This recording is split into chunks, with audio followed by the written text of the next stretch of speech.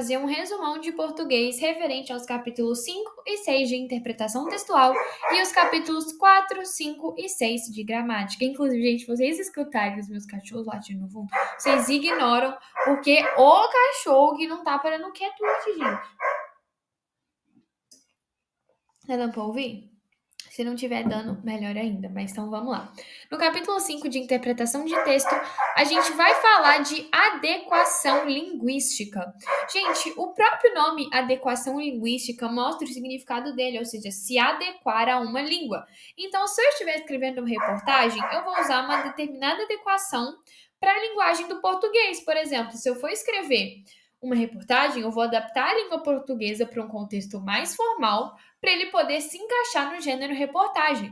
Ou, por exemplo, se eu for postar alguma coisa no Twitter, eu vou adequar a língua portuguesa ao meu post do Twitter, ou seja, eu vou usar uma linguagem mais informal que não precisa assim de tanta regra. A mesma coisa acontece com as regras gramaticais. Se eu estou tratando de um texto que não precisa ser tão formal, eu não vou precisar seguir as regras exatamente como elas são.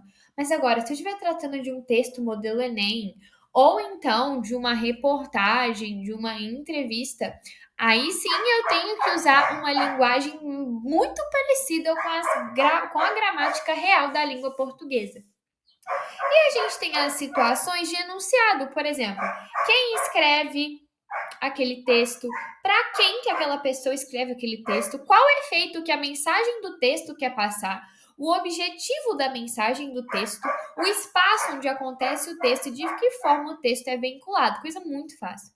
E já indo para o capítulo 6 de interpretação textual, a gente vai falar do eixo de seleção. Gente, eixo de seleção é escolher um determinado grupo de pessoa, animal, objeto, lugar, tudo, e fazer um eixo entre eles. Por exemplo, eu quero pegar os habitantes do país Brasil, que moram em Minas Gerais. Então, eu escolhi um eixo ali de seleção, que seria as pessoas do Brasil que moram em Minas Gerais. E a gente tem seleção lexical dentro do nosso eixo de seleção. Exemplo, a gente tem na seleção lexical várias palavras que são sinônimas. Mas dentre essas palavras que são sinônimas, eu vou escolher a que mais se encaixa na mensagem que eu quero passar. Tipo assim, qual ali que vai deixar explícito a mensagem que eu quero passar? Qual palavra que vai deixar explícito a mensagem que eu quero passar? Isso que é seleção lexical. E agora, gente, indo para gramática, gente. Agora, gente, indo para a gramática dos capítulos 4, 5 e 6. No capítulo 4, a gente só vai falar das características das linguagens. Quais linguagens que a gente tem? A escrita e a falada. A linguagem escrita ela tem que ter mais rigidez com a gramática, ou seja, tem que seguir ali o nosso português, não dá para escrever um trem nada a ver, não dá para falar assim, né, gente? Vai ter uma estrutura mais complexa, porque precisa seguir a norma padrão da língua, e tem pouco uso de expressões coloquiais. Tipo assim, eu não vou escrever um texto de reportagem e falar assim, e aí, galera, na reportagem de hoje a gente vai falar de tal coisa. Não, porque essa é uma expressão coloquial. E aí, galera, a gente fala isso, a gente não escreve. Já a falada, é isso que eu falei, a gente usa muito expressão coloquial de e aí, gente? Aí aconteceu isso, aquilo, que é o português todo errado, mas todo mundo entende. O uso da linguagem informal, relacionada geralmente a eventos que aconteceram e a pessoa falou de forma oral, de forma falada. Gente, muito fácil. E agora, indo para o capítulo 5, a gente vai falar de conversação. Gente, o que é conversa? Conversa é eu falar com uma pessoa e a pessoa falar comigo. A gente trocar ali umas falas, falando de determinado assunto. E a conversação, ela é muito importante. Porque ela é um importante meio de comunicação. Tanto que a gente fala, por exemplo, que as bases das nossas relações sociais é a comunicação. E dentro da comunicação, a gente tem a linguagem verbal e a linguagem não verbal. A linguagem verbal é quando a gente expressa o que aconteceu por meio da escrita. Agora, a linguagem não verbal é quando a gente expressa alguma coisa por meio de imagens, vídeos e etc. A gente usa muito linguagem não verbal em campanhas, cartazes, que o que mais chama atenção é as imagens que eles colocam, não necessariamente os textos. Eles colocam um texto impactante, mas que para entender esse texto também precisa de uma imagem impactante e vice-versa.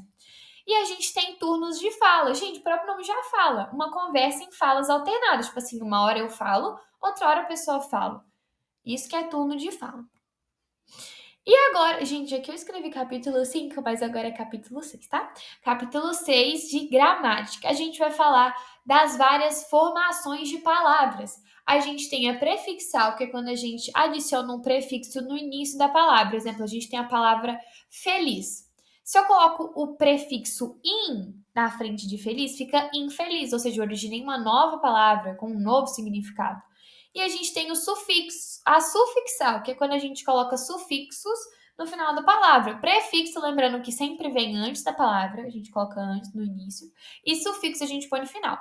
Então, por exemplo, mesmo exemplo, eu tenho a palavra feliz. Se eu coloco mente, o sufixo mente no final fica felizmente. Então já é uma outra coisa, um novo significado. E a gente tem tanto uso de prefixo quanto sufixo, que é quando eu coloco um prefixo na palavra e um sufixo. Exemplo, feliz. Se eu ponho o in, fica infeliz. E se eu ponho mente, fica felizmente. Agora, se eu junto tudo, fica infelizmente. Fica outra coisa completamente diferente. E a gente tem a parasintética. Gente, a parasintética vai parecer com a prefixal e sufixal, mas a diferença dela é o seguinte, eu vou explicar para vocês. Se eu tenho a palavra infelizmente e eu tiro o mente, fica infeliz. Existe a palavra infeliz na língua portuguesa? Sim. Agora, se eu tenho a palavra infelizmente e tiro o in, fica só felizmente. Felizmente é uma palavra que existe no português? Sim, então vai ser prefixal e sufixal. Agora, a parasintética, eu coloco tanto um prefixo quanto um sufixo, mas só juntos que eles vão fazer a palavra existir. Então, por exemplo, se eu tenho entristecer, eu tiro o prefixo em, fica tristecer. Existe tristecer na língua portuguesa? Agora, eu coloco o sufixo ser. E se eu tiro esse sufixo, fica em triste. Existe em triste na língua portuguesa? Não. Essa é a característica da parasintética. E a gente tem a regressiva, que é quando a gente tira o R infinitivo dos verbos, a gente coloca o, a e e. Exemplo, tem o verbo dormir. Se eu escrevo dormia, eu tive ali uma regressiva, entendeu? Eu fiz uma regressiva ali, uma formação de palavras por regressiva, porque eu tirei o que está no infinitivo, que é dormir, que tá acontecendo infinitamente, coloquei para uma coisa que já aconteceu, dormia. Era dormir, virou dormia. E a gente tem a imprópria, que é quando a gente muda o sentido de uma palavra que já existe. Por exemplo, todo mundo, quando vai comprar creme de avelã, chama de Nutella. Mas, gente, Nutella é o nome da marca e não o nome do creme de avelã. Então, é quando a gente muda o sentido de uma palavra, porque Nutella, antes o sentido dela era ser o nome de uma marca. Hoje em dia, a gente se refere a Nutella como creme de avelã, não mais como uma marca. A gente esquece que Nutella é uma marca. E agora a gente tem a justaposição, que é quando a gente junta duas palavras sem alterar a escrita delas, mas formando uma nova palavra. Exemplo, eu juntar guarda-chuva. A palavra guarda continua sendo guarda. A palavra chuva continua sendo chuva. Eu só juntei elas e virei uma nova palavra, guarda-chuva. Agora, a aglutinação é quando a gente junta duas palavras, altera a escrita dessas palavras para criar uma nova. Por exemplo, aguardente é água mais ardente. Tá vendo que ficou tudo misturado? Não ficou separadinho, bonitinho, igual na justaposição? Porque aí o A do água a gente já juntou com o A do ardente. Ficou uma coisa só, ou seja, a gente alterou a escrita dessas palavras para juntar elas. Aglutinação. A gente também tem siglonimização, que é quando a gente usa siglas para abreviar sequências de palavras. Por exemplo, CPF é a siglonimização de cadastro de pessoa física. Mesma coisa IBGE, Instituto Brasileiro de Geografia e Estatística. Gente, todos esses símbolos aí, CLT, CPF, IBGE, tudo é siglonimização. A gente também tem a abreviação, que é quando a gente tira uma parte da palavra para abreviar ela. Por exemplo, a gente tem a palavra fotografia. Se eu tiro grafia, fica só foto. Foto não é a mesma coisa que fotografia? Sim, só que eu só abreviei para não ter que ficar escrevendo uma palavra enorme.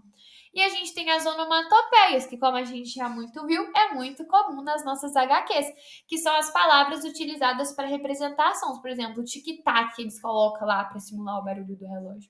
E a gente tem palavra vales, que é quando a gente faz a fusão de duas palavras.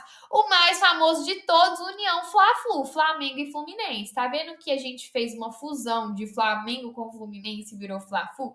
A mesma coisa portunhol, português com espanhol. Isso que é a palavra valise. Valise, não sei como fala, porque não tem acento, né? Enfim, o que vocês acharem que fala, fala. Agora a gente tem o estrangeirismo.